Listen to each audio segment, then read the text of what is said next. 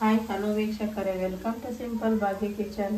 ಏನಪ್ಪ ಇವರು ಬರೀ ಮೊಟ್ಟೆನೇ ತೋರಿಸ್ತಾ ಇದ್ದಾರೆ ಅಂದ್ಕೊಂಡಿದ್ದೀರಾ? ಇಲ್ಲ, ಹಾಗೇನಿಲ್ಲ. ಇವತ್ತು ನಾನು ಮೊಟ್ಟೆ ಪಲ್ಯ ಮಾಡೋದು ಹೇಗೆ ಅಂತ ತೋರಿಸ್ತೀನಿ. ಬೇಕಾಗಿರುವ ಸಾಮಗ್ರಿಗಳನ್ನು ನೋಡೋಣ ಬನ್ನಿ. ಇವತ್ತು ಮೊಟ್ಟೆ ಪಲ್ಯ ಮಾಡೋದು ಅದಕ್ಕೆ ನಾನು 8 ಮೊಟ್ಟೆ ತಗೊಂಡಿದ್ದೀನಿ. ಒಂದು 5 ರಿಂದ 6 ಈರುಳ್ಳಿ ತಗೊಂಡು ಸಣ್ಣಗೆ ಹಚ್ಚಿಟ್ಕೊಂಡಿದ್ದೀನಿ. 2 ಹಸಿಮೆಣಸಿನಕಾಯಿ ತಗೊಂಡು ಸಣ್ಣಗೆ ಹಚ್ಚಿಟ್ಕೊಂಡಿದ್ದೀನಿ. 1 ಬೌಲ್ ಆಗುವಷ್ಟು ಹಸಿ ತೆಂಗಿನಕಾಯಿ ತುರಿ ತಗೊಂಡಿದ್ದೀನಿ. ಸ್ವಲ್ಪ ಕೊತ್ತಂಬರಿ ಸೊಪ್ಪು, 1 ಟೊಮೆಟೊ ತಗೊಂಡು ಸಣ್ಣಗೆ ಹಚ್ಚಿಟ್ಕೊಂಡಿದ್ದೀನಿ. ಸ್ವಲ್ಪ ಶುಂಠಿ ಬೆಳ್ಳುಳ್ಳಿ ಪೇಸ್ಟ್, ಅಚ್ಚ ಖಾರದ ಪುಡಿ, ಧನಿಯಾ ಪುಡಿ, garam masala, chicken masala fry powder, ಉಪ್ಪು, ಕರಿಬೇವು, ಎಣ್ಣೆ, ಅರಿಶಿನ ಪುಡಿ. ಈಗ ನಾನು ಫಸ್ಟ್ ಒಂದು ಪಾತ್ರೆ ತಗೊಂಡಿದ್ದೀನಿ ನೋಡಿ, ಎಷ್ಟು ಚಿಕ್ಕದು. ನಾನು ತಗೊಂಡಂಥ ಮೊಟ್ಟೆನ ಹೊಡಿತಾ ಇದ್ದೀನಿ ನೋಡಿ. ಒಂದೊಂದೇ ಮೊಟ್ಟೆ ಹೊಡೆದು ಈ ಪಾತ್ರೆಗೆ ಸುರ್ಕೊಳ್ಳೋಣ. ಈ ವೈಟ್ ಏನಿದೆಯಾ ಅದು ಸ್ವಲ್ಪನೂ ಬೀಳಬಾರ್ದು, ಇದು ತಿನ್ನಬಾರ್ದು, ಆರೋಗ್ಯಕ್ಕೆ ತುಂಬ ಒಳ್ಳೆಯದಲ್ಲ. ಒಳಗಡೆ ಅದು ಜೀರ್ಣನೂ ಆಗಲ್ಲ. ಹಂಗಾಗಿ ಆ ವೈಟ್ ಏನಿದೆಯಾ ಅದು ಬಿದ್ದರೆ ಸ್ಪೂನ್ ಸಹಾಯದಿಂದ ಅದನ್ನು ಎತ್ತಿ ಸೈಡ್ಗೆ ಇಟ್ಬಿಡಿ. ನೋಡಿ, ಒಂಚೂರು ಬಿದ್ದಿದೆ, ನಾನು ತೆಗಿತಾ ಇದ್ದೀನಿ ಸ್ವಲ್ಪನೇ. ಆ ಥರ ನಿಮ್ಗೆ ಏನಾದ್ರು ಇದು ಬಿದ್ದರೆ ಅದನ್ನು ಒಂದು ಸ್ಪೂನ್ ಸಹಾಯದಿಂದನೇ ಎತ್ಕೊಬಿಡಿ ಫಸ್ಟೇನೆ. ಅದು ಇರಬಾರ್ದು ಮೊಟ್ಟೆ ಒಳಗೆ. ಇದೇ ರೀತಿ ಎಲ್ಲ ಮೊಟ್ಟೆನೂ ಹೊಡ್ಕೊಳ್ಳೋಣ. ನಾನು 8 ಮೊಟ್ಟೆ ಏನು ತೊಗೊಂಡಿದ್ದೆ ಅಷ್ಟು ಮೊಟ್ಟೆನೂ ಹೊಡ್ಕೊಳ್ತೀನಿ. ನಾನು ತಗೊಂಡಂಥ 8 ಮೊಟ್ಟೆನೂ ಹೊಡೆದಿದ್ದಾಗಿದೆ. ಈಗ ಇದನ್ನು ಬೀಟ್ ಮಾಡೋಣ, ಅಂದರೆ ಮಿಕ್ಸ್ ಮಾಡೋಣ. ನೀಟಾಗಿ ಮಿಕ್ಸ್ ಮಾಡೋಣ. ಮೊಟ್ಟೆನ ನೀಟಾಗಿ ನೋಡಿ ಈ ಥರ ಮಿಕ್ಸ್ ಆಗಬೇಕು, ಆಗ ಚೆನ್ನಾಗಿರ್ತದೆ ಮೊಟ್ಟೆ ಪಲ್ಯ ಮಾಡೋಕ್ಕೆ. ಈ ಥರ ನೀಟಾಗಿ ಮಿಕ್ಸ್ ಮಾಡಿ ಒಂದು ಸೈಡಲ್ಲಿ ಎತ್ತಿಡೋಣ. ಮೊಟ್ಟೆ ಪಲ್ಯ ಮಾಡೋದಕ್ಕೆ ಸ್ಟವ್ ಮೇಲೆ ಒಂದು ಪ್ಯಾನ್ ಇಟ್ಟಿದ್ದೀನಿ. ಪ್ಯಾನ್ಗೆ ಸ್ವಲ್ಪ ಎಣ್ಣೆ ಹಾಕೋಣ, ಜಾಸ್ತಿ ಎಣ್ಣೆ ಬೇಡ. ಮೊಟ್ಟೆ ಪಲ್ಯಕ್ಕೆ ಜಾಸ್ತಿ ಎಣ್ಣೆ ಬೇಕಾಗಲ್ಲ, ಸ್ವಲ್ಪ ಎಣ್ಣೆ ಹಾಕೋಣ. ಈಗ ಎಣ್ಣೆ ಬಿಸಿಯಾಗಿದೆ. ನಾನು ತಗೊಂಡಂಥ ಈರುಳ್ಳಿನ ಹಾಕ್ತಾ ಇದ್ದೀನಿ ನೋಡಿ. ಈರುಳ್ಳಿ ಜಾಸ್ತಿ ಇದ್ದರೆ ಮೊಟ್ಟೆ ಪಲ್ಯ ಚೆನ್ನಾಗಿರುತ್ತೆ, ಮೊಟ್ಟೆ ಪಲ್ಯನೂ ಜಾಸ್ತಿ ಒದಗುತ್ತೆ. ಹಾಗಾಗಿ ಸ್ವಲ್ಪ ಈರುಳ್ಳಿನ ಜಾಸ್ತಿ ಪ್ರಮಾಣದಲ್ಲಿ ನೀವು ಉಪಯೋಗಿಸ್ಕೊಳ್ಳಿ, ಚೆನ್ನಾಗಿರುತ್ತೆ. ಚೆನ್ನಾಗಿ ಫ್ರೈ ಮಾಡೋಣ. ತಗೊಂಡಂಥ ಈರುಳ್ಳಿ ಸ್ವಲ್ಪ ಒಂದು 50% ಅಷ್ಟು ಚೆನ್ನಾಗಿ ಫ್ರೈ ಆಗಿ ಹಸಿ ವಾಸನೆ ಎಲ್ಲ ಹೋಗಿ ಚೆನ್ನಾಗಿ ಫ್ರೈ ಆಗಿ, ಈರುಳ್ಳಿ ಚೆನ್ನಾಗಿ ಫ್ರೈ ಆಗಿದೆ ನೋಡಿ. ಈಗ ನಾನು ತಗೊಂಡಂಥ ಏನು 2 ಹಸಿಮೆಣಸಿನಕಾಯಿ ತಗೊಂಡಿದ್ದಲ್ಲ ಆ ಹಸಿಮೆಣಸಿನಕಾಯಿ ಹಾಕಿದೆ.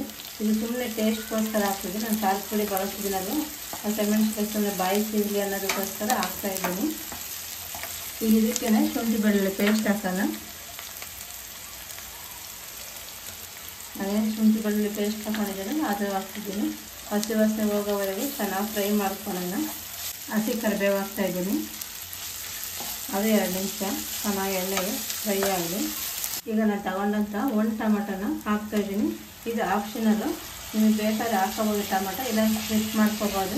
ನಾನಿವತ್ತು ಮಸಾಲ ಹಾಕಿ ಮೊಟ್ಟೆ ಪಲ್ಯ ಮಾಡ್ತೀನಲ್ಲ ಅದಕ್ಕೋಸ್ಕರ 1 ಟೊಮೆಟೊ ಹಾಕಿದ್ದೀನಿ. ಚೆನ್ನಾಗಿ ಎಣ್ಣೆಗೆ ಫ್ರೈ ಆಗಿದೆ ಟೊಮೆಟೊ ಫ್ರೈ ಆಗಿದೆ. ಈಗ ನಾನು 1 ಚಿಟಿಕೆ ಅಷ್ಟು ಅರಿಶಿನ ಪುಡಿ ಹಾಕ್ತೀನಿ. ಸ್ವಲ್ಪ 1 ಚಿಟಿಕೆ ಅಷ್ಟು ಅರಿಶಿನ ಪುಡಿ ಹಾಕ್ತಾಯಿದ್ದೀನಿ. ಖಾರಕ್ಕೆ ಎಷ್ಟು ಬೇಕೋ ಅಷ್ಟು ಅಚ್ಚ ಖಾರದ ಪುಡಿ ಹಾಕ್ತಾಯಿದ್ದೀನಿ. ನೀವು ನೋಡ್ಕೊಂಡು ಹಾಕೊಳ್ಳಿ, ಮೊಟ್ಟೆ ಎಷ್ಟು ತಗೊಳ್ತೀರ ಅದ್ರ ಮೇಲೆ ನೀವು ಖಾರ ಹಾಕ್ಕೊಳ್ಳಿ. ಒಂದು ಅರ್ಧ ಟೀ ಸ್ಪೂನ್ ಅಷ್ಟು ಧನಿಯಾ ಪುಡಿ ಹಾಕ್ತಾಯಿದ್ದೀನಿ. ಧನಿಯಾ ಪುಡಿ ಹಾಕಿದರೆ ತುಂಬ ಚೆನ್ನಾಗಿರುತ್ತೆ ಮಸಾಲ, ಹಾಗಾಗಿ ನಾನು ಇವತ್ತು ಧನಿಯಾ ಪುಡಿ ಬಳಸ್ತಾಯಿದ್ದೀನಿ. ಒಂದು ಅರ್ಧ ಟೀ ಸ್ಪೂನ್ ಅಷ್ಟು ಹಾಗೆ ಗರಂ ಮಸಾಲ ಹಾಕ್ತಿದ್ದೀನಿ ನೋಡಿ. ಇಷ್ಟು ಹಾಕಿ ಚೆನ್ನಾಗಿ ಫ್ರೈ ಮಾಡೋಣ.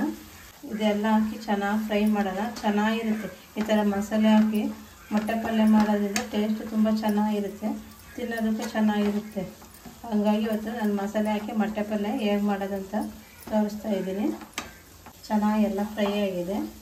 ಈಗ ನಾನು ಏನು ಮೊಟ್ಟೆ ತಗೊಂಡು ಮಿಕ್ಸ್ ಮಾಡಿಟ್ಟಿದ್ದೆಲ್ಲ ಹೊಡೆದ್ಬಿಟ್ಟು ಆ ಮೊಟ್ಟೆ ಹಾಕ್ತಿದ್ದೀನಿ. ಉರಿ ಕಮ್ಮಿ ಉರಿಯಲ್ಲಿ ಇಟ್ಕೊಳ್ಳಿ, ಉರಿ ಜಾಸ್ತಿ ಇಟ್ಕೋಬೇಡಿ. ಉರಿ ಜಾಸ್ತಿ ಇಟ್ಟರೆ ಬೇಗ ತಳ ಹಿಡಿದು ಬಿಡ್ತೈತೆ ಮೊಟ್ಟೆ.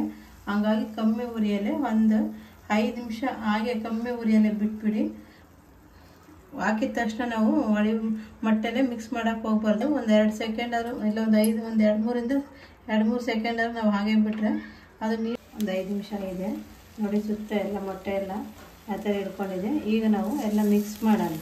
ಇದೇ ರೀತಿ ಎಲ್ಲ ಮಿಕ್ಸ್ ಮಾಡೋಣ, ಆಗ ಬಾಯಿಗೆ ತಿನ್ನೋಕ್ಕೆ ಚೆನ್ನಾಗಿ ಸಿಗುತ್ತೆ. ಹಾಕಿದ ತಕ್ಷಣ ಮೊಟ್ಟೆ ಮಿಕ್ಸ್ ಮಾಡಿದ್ರೆ ಜಾಸ್ತಿ ಪುಡಿ ಥರ ಆಗುತ್ತೆ, ತಿನ್ನೋಕ್ಕೆ ಸಿಗೋಲ್ಲ ಬಾಯಿಗೆ.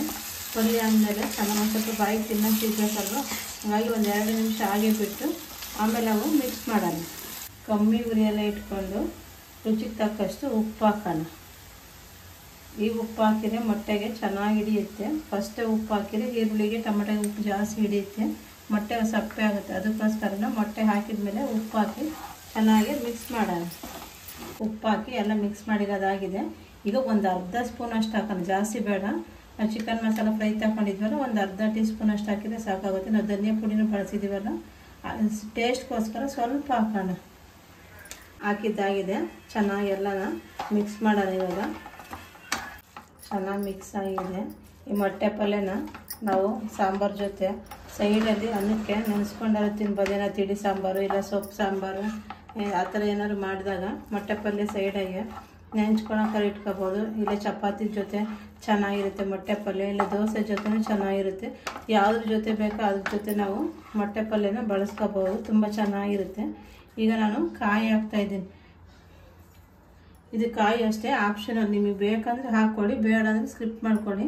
ನಾನು ಕಾಯಿ ಹಾಕ್ತಾಯಿದ್ದೀನಿ, ಯಾಕಂದರೆ ಸ್ವಲ್ಪ ಪಲ್ಯ ಜಾಸ್ತಿ ಆಗುತ್ತೆ ಕಾಯಿ ಹಾಕಿದರೆ, ಮತ್ತು ಟೇಸ್ಟು ಹಾಗೆ ಜಾಸ್ತಿ ಇರುತ್ತೆ. ಮೊಟ್ಟೆ ಎಷ್ಟು ಹಾಕಿದ್ರೂ ಜಾಸ್ತಿ ಪಲ್ಯ ಅಂತ ಒದಗಲ್ಲ. ಅದಕ್ಕೋಸ್ಕರ ಈ ಥರ ಕಾಯಿನೂ ಹಾಕಿ ಮಾಡಿದರೆ ತುಂಬ ಚೆನ್ನಾಗಿರುತ್ತೆ. ಮತ್ತು ಮನೆಗೆ ಜಾಸ್ತಿ ಜನ ಇದ್ದರೆ ಪಲ್ಯನೂ ಜಾಸ್ತಿ ಒದಗುತ್ತೆ.